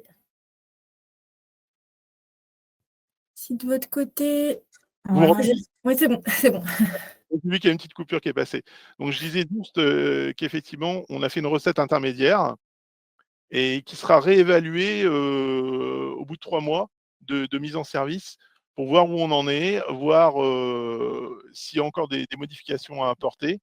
Mais en tout cas, ce qui est intéressant, c'est que comme on a bien intégré les professionnels, du coup, ils sont très demandeurs au niveau de la solution. Ils ont trouvé notamment un gain, puisque le projet aussi, c'était de sécuriser la donnée, la rendre disponible de divers emplacements, puisqu'on a beaucoup d'externalisations qui sont en cours, et il fallait qu'on ait le même niveau d'information un peu partout. Donc ça aussi, les professionnels y adhèrent beaucoup. Donc sur les bonnes pratiques, comme je l'ai dit, c'est vraiment solliciter un maximum les professionnels. Et peut-être sur les points de vigilance, effectivement, ça a été dit auparavant, la communication est un élément très important. Les professionnels et tous les chefs de service aussi ont besoin de savoir à quel niveau d'avancée on en est dans le projet. C'est un élément à pas négliger. On a aussi expliqué justement aux encadrants, au niveau des personnes accompagnées, de commencer à leur en parler aussi, qui vont avoir leur dossier qui va être numérisé, etc. Quel impact ça va avoir, et de leur dire que par la suite, ils vont avoir accès au dossier, et ils pourront y accéder de manière autonome, sans avoir à passer par leur accompagnateur. Ils pourront vraiment accéder à la donnée. Et ça aussi, c'est un critère, je pense, qui nécessite d'être préparé, puisqu'il faut travailler bien les écrits aussi des professionnels. Donc, ne pas négliger cet aspect-là, puisque comme on donne la visibilité sur le dossier à la personne accompagnée, faire attention à ce qu'on met dedans. On n'écrit pas n'importe quoi. Voilà. Voilà, exactement. Et autrement, ouais, d'être bien vigilant, effectivement, sur le temps imparti. C'est toujours compliqué d'intercaler un projet. On parlait des grands événements, fusion, etc. Là, on est en évaluation interne-externe qui se prépare pour l'année 2025. Donc, il y a beaucoup de calendriers qui s'entrechevauchent. Donc oui, il faut être très vigilant là-dessus. Et ne pas négliger aussi les retards de mise en production de certains services socles, notamment sur la MSS, la messagerie sécurité de santé. C'est assez long. En tout cas, par l'éditeur qu'on a choisi, qui était un petit peu imposé, en tout cas, par le choix de la solution. Et qui peut-être, dans l'avenir, il y aura peut-être un petit peu plus de diversité, et qui permettra d'avoir des éléments de réponse plus rapides. Mais attention à ça, quoi. Ce sera vraiment les éléments de vigilance. D'accord, très bien. Donc on voit encore, hein, la communication, elle est essentielle. On embarque vraiment toutes les équipes dès le départ du projet. Donc voilà, on retient bien, mais on a bien insisté sur ce point. Donc je pense que, je ne sais pas si les participants ont des questions par rapport à ces projets, justement. Alors, est-ce que je vois des questions?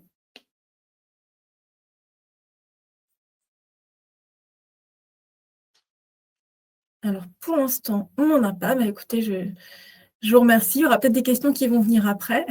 Il n'y a pas de souci. Merci à vous. Merci.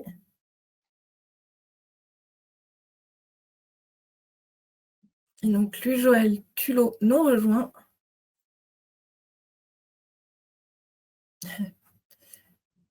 Bonjour.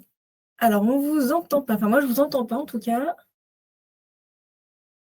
Alors vous n'êtes pas en attendant que le son revienne, vous n'êtes pas le chef de projet, vous avez été le cabinet AMOA finalement qui a accompagné les Amitiés d'Armor et vous présentez aujourd'hui leur projet. Donc vous les avez accompagnés sur voilà, tout le déploiement de la solution. Et là, donc vous allez témoigner pour le secteur personnes âgées. Vous avez donc des EHPAD, des SIAD. Vous avez également une partie enfance, femmes et accueil d'urgence, mais voilà, aujourd'hui, le témoignage, il se sur la partie concentre sur EHPAD. les EHPAD. Pardon? Il est sur je vois que Alexandra, vous m'entendez, donc c'est bon. Oui. Il est Donc, plutôt c'est sur la partie EHPAD et femmes, puisque effectivement, dans le projet s'est concrétisé par l'installation du logiciel NetSoin et du logiciel NetVie.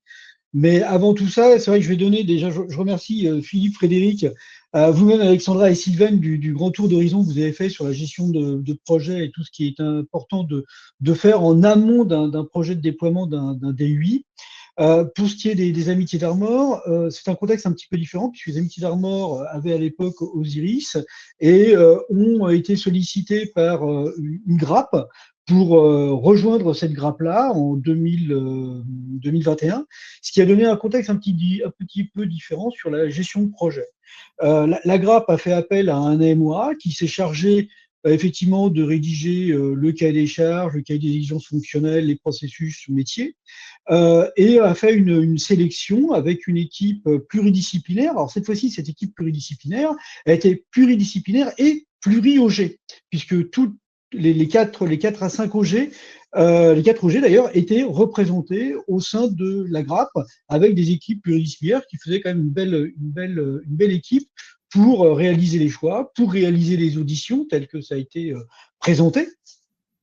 Et à l'issue d'une phase de consultation qui a duré, on va dire, à peu près 6 mois, le choix a été fait d'intégrer la solution NetSoin NetVie au sein des EHPAD, entre autres ceux des Amitiés d'Armor. Moi, arrivant sur ces entrefaites, j'ai pris en charge la direction de projet. Alors effectivement, je ne me suis pas présenté, je suis Joël Tulot, je fais partie du groupe Asten et j'interviens aux Amitiés d'Armor dans le cadre de la transition numérique, de leur informatique. Et dans ce cadre-là, je me suis retrouvé à prendre en charge le projet NetSoin NetVie, et donc de changements de DUI au sein des Amitiés d'Armor. Alors, comme vous le disiez préalablement, il y a eu un système réalisé avec une grappe, avec un AMOA qui a fait toute la phase amont. Et pour faire la gestion de projet grappe, HSTV, qui était porteur de la grappe, a choisi de confier la mission, qui est une mission plutôt transverse au final, de chapeauter cette mission transverse de direction de projet grappe à un autre AMOA, qui faisait partie du groupe Oui+, pour le nommer. Et moi, qui avais en charge un peu plus d'une dizaine d'établissements, j'ai géré la partie plutôt opérationnelle et terrain sur les Amitiés d'Armor. Voilà en gros un peu le contexte et la méthodologie de projet qui a été déployée de manière globale. Après, je ne vais pas redire ce qu'a dit Philippe et Frédéric. On s'est retrouvés dans des contextes projets globalement identiques, avec surtout un point important, c'était d'avoir une gestion de projet. Alors moi, j'appelle ça, quand j'interviens chez les autres clients désormais, j'appelle ça une direction de projet bicéphale. Pourquoi bicéphale? Parce que une direction de projet, qu'elle soit portée par l'informatique en interne, par un cabinet externe, ce qui est mon cas, doit s'appuyer en même temps sur un référent métier. Il faut absolument avoir dans la gestion de projet ce binôme, direction de projet plutôt généraliste, applicatif, voire un peu technique avec le SI, et en même temps cette gestion métier, parce que les deux personnes qui vont travailler main dans la main vont arriver à pouvoir conjointement lever tous les pièges d'une gestion de projet compliquée. Alors, je ne reviendrai pas non plus sur le fait de mettre en place une équipe projet pluridisciplinaire. Mes prédécesseurs Philippe et Frédéric l'ont dit. Sur ce secteur-là, on a eu des infirmières, on a eu des aides-soignantes, on a eu des gens du service hôtelier. Il faut effectivement réunir tout le monde. Et la façon dont les formations ont été réalisées, d'ailleurs, au sein des sites, et ça a été un peu promu par Teranga, c'était de dire, voilà, on va créer des groupes de référents métiers, EHPAD per EHPAD, ça va représenter en gros une dizaine de personnes. Donc là, on avait des équipes vraiment opérationnelles sur le terrain de ces 10 personnes qui ont porté au final le métier et qui en même temps ont été les premiers à être formés. Donc on avait une équipe au sein de chaque établissement sur lesquels les collaborateurs pouvaient effectivement se retourner si besoin.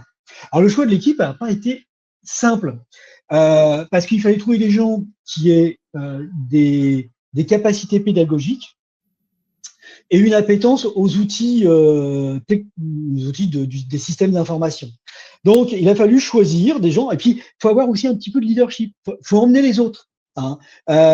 L'idée, c'est pas d'avoir un charisme écrasant, mais c'est d'être en capacité d'emmener les gens vers ce nouveau projet, parce que au final, sur des établissements de ce type-là, il y a une phase d'accompagnement au changement qui est indispensable. Il y avait beaucoup de freins, je ne sais pas, mais d'inquiétudes parmi les équipes sur est-ce qu'on va y arriver? Oui, mais avec les tablettes, comment on va faire? Est-ce qu'on sera connecté en permanence? Est-ce que tout le monde verra ce que je suis en train de faire? Il y avait beaucoup d'inquiétudes. Il a fallu déplomber ces inquiétudes au fur et à mesure, parce que sur des projets de ce type-là, qui emmènent quand même, là, on a emmené 700, 800 personnes, sur 11 établissements, il est normal qu'il y ait des craintes et au fur et à mesure, il faut arriver à éliminer ces craintes-là, à emmener les gens avec soi, ce qui a nécessité, avant chaque déploiement, de faire une communication. Alors, il y a une communication très transverse, alors que moi, je souhaite qu'elle soit toujours portée par la direction. Alors, direction des établissements. Dans le cas des Amitiés d'Armor, je me demandais est-ce qu'elle soit plutôt portée par la direction de l'OG, parce que c'est un poids fort aussi, c'est un poids politique dans la communication qui doit être porté par la direction et qui doit expliquer au fur et à mesure et de manière fréquente le fait qu'on va changer de logiciel. On change de DUI en expliquant un petit peu les phases, le fonctionnement, le planning. Déjà, pour les collaborateurs, ça semble, il faut montrer une image de maîtrise de ce que l'on est en train de faire, hein. Que ça soit au niveau de la direction, mais au niveau des gens qui le réalisent, à savoir les deux chefs de projet, métier et plutôt, on va dire, chef de projet plutôt technique, hein, si je m'accorde cette appellation-là.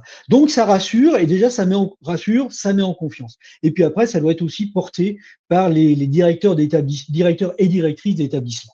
Et avant chaque déploiement, on a refait une couche spécifique de communication. Alors, on a eu la chance effectivement que ça soit porté pour le coup par la direction projet GRAP qui nous a fourni les flyers de communication et qui a permis d'expliquer et de montrer, enfin d'expliquer et surtout d'afficher dans les établissements que tel jour, il allait y avoir les formations, tel autre jour, il y aurait la mise en production, précédemment, il y aurait la reprise de données, et que s'il y avait un souci, les équipes pouvaient se référer à tel et tel référent métier avec numéro de téléphone, adresse mail, etc. Ce qui a permis en fait de donner un cadre extrêmement rassurant pour les équipes, de montrer qu'effectivement le process était complètement maîtrisé. Je vais revenir sur une phase un petit peu amont qu'ont évoqué aussi Philippe et Frédéric, qui ont été les sites pilotes. Nous, on a démarré sur 2 sites pilotes qui ont été les 2 premiers EHPAD à être déployés. On les a séparés d'1 mois, 1 mois et demi entre les deux. Il y en a un qui a dû démarrer fin janvier, début février 2023 et l'autre fin mars. Ce qui nous a permis effectivement de pouvoir rectifier de petites choses qui n'avaient pas forcément été vues. C'était souvent des questions de droit d'utilisation. On avait été un peu trop restrictif. Il a fallu qu'on ouvre un petit peu. Alors, ça a été assez intéressant. Et en même temps, au niveau de la grappe, on a pu profiter du retour d'expérience des différentes autres OG qui avaient déjà démarré avant nous ou en parallèle. Et au fur et à mesure, ça nous a permis d'améliorer la technique de déploiement, de savoir un peu mieux prendre en charge les collaborateurs sur la partie formation, réaligner un petit peu certaines phases. C'est-à-dire que on s'est rendu compte dans le projet NetSoin, sachant que Osiris était très peu, le souci d'Osiris vis-à-vis de NetSoin, c'est que la récupération de données était extrêmement faible. Il a donc fallu consacrer un certain temps post-récupération de données, donc post-mise en production, de récupération et de saisie de données manuelles. Je pense entre autres au compte rendu qui était fait par les psychologues. C'est un exemple, mais il y en a eu d'autres sur de la grille GIR, il a fallu la refaire entièrement, faire la réévaluation au niveau des différents résidents de chaque EHPAD. Donc voilà, cette phase pilote étant passée, après on est passé dans une phase d'industrialisation où à la fin du projet, on passait les établissements à 3 semaines d'intervalle. On jonglait simplement avec les vacances scolaires ou des contraintes de ce type-là, mais après on était sur un rythme de 2 à 3 semaines pour passer les 11 établissements. Ce qui fait que le projet en dehors du problème de disponibilité des équipes de l'éditeur intégrateur, mais le projet s'est déroulé dans les temps. On avait dit qu'on mettrait 12 mois pour déployer l'outil. Et effectivement, l'outil a démarré février 2023 et s'est fini au 31 janvier 2024. En amont de ces phases de déploiement, il y a eu aussi toute une phase, et ça qu'il ne faut absolument pas négliger. Et dans les autres projets que je gère, aujourd'hui je gère des projets d'ERP qui sont très très loin du médico-social dans de l'industrie du bâtiment, mais je gère aussi un projet de GTA au sein des Amitiés d'Armor. Il y a quelque chose qu'il ne faut pas négliger en avant-projet, c'est effectivement réunir des gens, une équipe métier autour des processus métiers. Alors tout à l'heure, c'est Alexandra ou Sylvain en ont parlé, les processus métiers, c'est définir comment on fait les choses. Alors, les fonctionnalités, on utilise tous les mêmes fonctionnalités dans un outil. Quand on nous parle d'Outlook, tout le monde doit utiliser Outlook pour envoyer des mails, on sait tous envoyer un mail. Mais dans le cas d'un DUI, quel qu'il soit, même si le DUI, néanmoins, est quelque chose qui cadre beaucoup le processus, vous avez peut-être aussi des façons de faire dans les établissements qui ne correspondent pas forcément comment dirais-je, au même fonctionnement que tout le monde. On s'en est rendu compte lorsqu'on a fait les paramétrages de la grappe, où tous les établissements n'ont pas paramétré, tous les établissements, tous les OG, je vais être plus précis, tous les OG n'ont pas paramétré de la même manière leur DUI. Il y avait une volonté au sein des Amitiés d'Armor d'homogénéiser les pratiques. On les a homogénéisées, mais un petit peu en force, parce que on n'avait peut-être pas fait ce travail assez profond de réunir les gens en amont du déploiement et se dire voilà, est-ce qu'on travaille véritablement tous de la même manière et quels sont les soins à apporter à tel ou tel process. Il se trouve aussi que je pense à tout ce qui est service socle était quelque chose d'assez nouveau. Et pour le coup, on a un peu passé, je ne vais pas dire outre, parce que ils ont été déployés, les services SOC, mais il aurait fallu que l'information sur les services SOC arrive en amont, ce qui aurait permis peut-être d'améliorer le niveau de paramétrage qui a dû être touché après. Par exemple, un paramétrage a été fait qui fait que le DMP n'était pas alimenté du tout. Donc c'est un petit peu dommage parce que dans les premiers déploiements, le DMP qui peut être alimenté de manière semi-automatique ne l'était pas. Ce qui fait qu'on a perdu un petit peu de temps sur cet indicateur pour la RS, par exemple. Donc il faut vraiment constituer une équipe pluridisciplinaire en amont de ces projets-là. Alors, il y a la partie OG où là, quand vous êtes sous une grappe, elle va avoir un temps de vie, cette équipe pluridisciplinaire, puisqu'elle est représentative de l'OG. Mais au niveau d'un OG même, au sein de différents établissements, il faut vraiment créer cette équipe. Et cette équipe, je dirais que elle doit aussi vivre dans le temps parce que ce type de logiciel est dans le temps. La plupart des logiciels qui sont en mode SaaS, vous avez des mises à jour qui se font généralement entre 1 et 2 fois par an. Alors, en mode SaaS, qu'est-ce que c'est si jamais on a des participants qui ne savent pas? Alors, le mode SaaS, le contraire, c'est le on-premise. Je vais définir ce que c'est. Donc, le on-premise, c'est quand le logiciel est installé sur vos propres serveurs. Alors, soit sur vos propres serveurs, parce que vous avez une petite salle système avec un responsable ou un DSI qui s'en occupe, soit parce que vous avez loué un espace dans un data center. Hein. Mais ça reste vos serveurs. Le mode SaaS, au contraire, c'est un mode où le logiciel, vous ne l'acquérez pas véritablement, mais vous le louez. Vous louez un droit d'utilisation. Hein. Et du coup, dans ce droit d'utilisation est compris la licence du logiciel et en même temps la maintenance du logiciel et l'infrastructure du logiciel. Alors l'un des gros avantages du logiciel SaaS, faut pas l'oublier, surtout avec les contraintes d'hébergement de données de santé et des obligations vis-à-vis de la sécurité, avec NIS2 qui va arriver, enfin qui arrive là, qui est une norme de sécurité pour laquelle les établissements médico-sociaux doivent doivent l'adopter.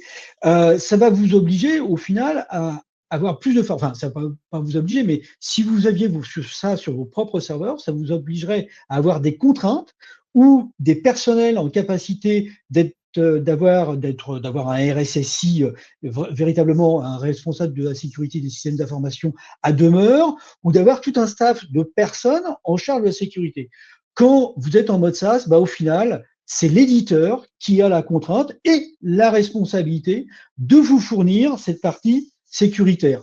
Et sachant qu'effectivement, bien souvent, les établissements médico-sociaux n'ont pas la capacité à avoir des DSI extensibles, il est plus facile, surtout quand on est des petits établissements. Quand je dis petits établissements, je vois les Amitiés d'Armor, il y a à peu près 1000 collaborateurs. Il y a une petite DSI, mais aujourd'hui, il n'y a pas forcément vocation à avoir ces serveurs chez eux. D'ailleurs, ils ont fait le choix de partager leur système d'information en deux. Il y a une partie où ils acquièrent des logiciels qui sont en mode SaaS et d'autres parties sur lesquelles ils ont décidé de prendre leur infrastructure et puis les mettre chez Asten. Bon, ça c'est pour la petite publicité pour Asten. Mais je reviens, voilà. Du coup, Alexandra, vous m'avez coupé, je ne sais plus où j'en étais par rapport à ces logiciels mode SaaS, etc. Si j'en étais sur l'équipe projet, effectivement, cette équipe projet est importante au départ et elle va durer dans le temps. Tout simplement parce que ces logiciels sont mis à jour 2 fois par an. Et 2 fois par an, il va y avoir peut-être la nécessité d'ouvrir des fonctionnalités pour un certain nombre de personnes, des nouvelles fonctionnalités qui arrivent dans la nouvelle mouture du logiciel.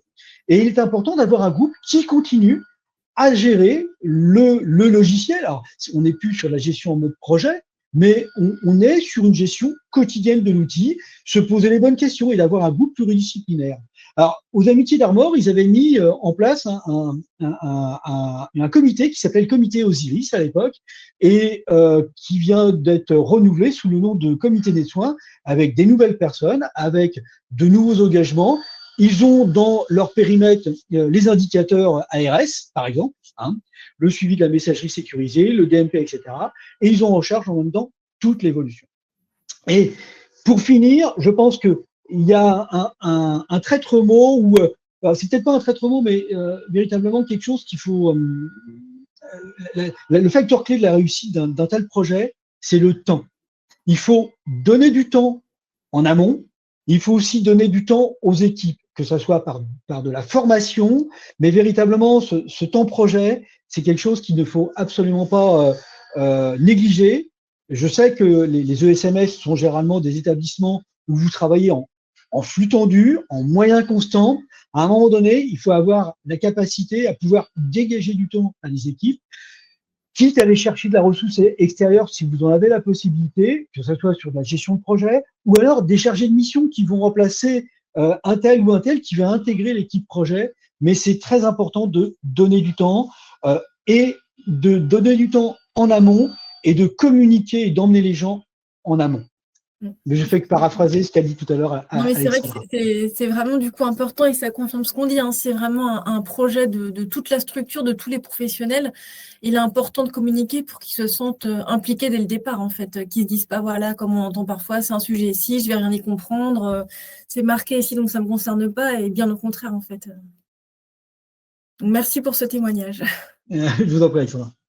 Alors, est-ce qu'il y a des questions dans la salle? Alors, vous n'êtes pas nombreux, alors vraiment profitez-en. Je vois qu'il y a des Malo et Droy, vous êtes déjà parti sur un projet. Et du coup, est-ce que ce webinaire a permis de répondre à des questions peut-être complémentaires que vous aviez, vous? Madame Kersalé, voilà.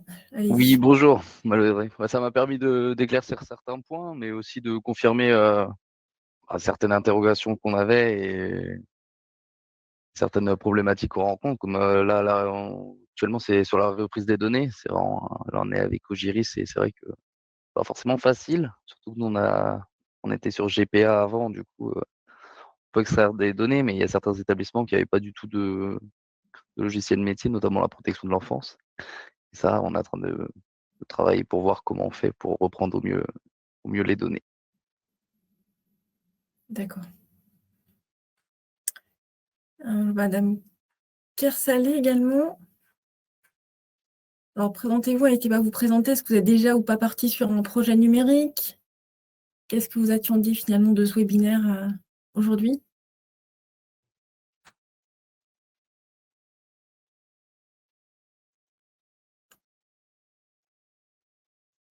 Et je vois également Madame, alors je suis désolée, je ne vois pas votre nom, Madame Gaëlle. Est-ce que vous, voilà, vous souhaitez intervenir ou vous présenter ou... Est-ce qu'on a répondu aujourd'hui à vos attentes?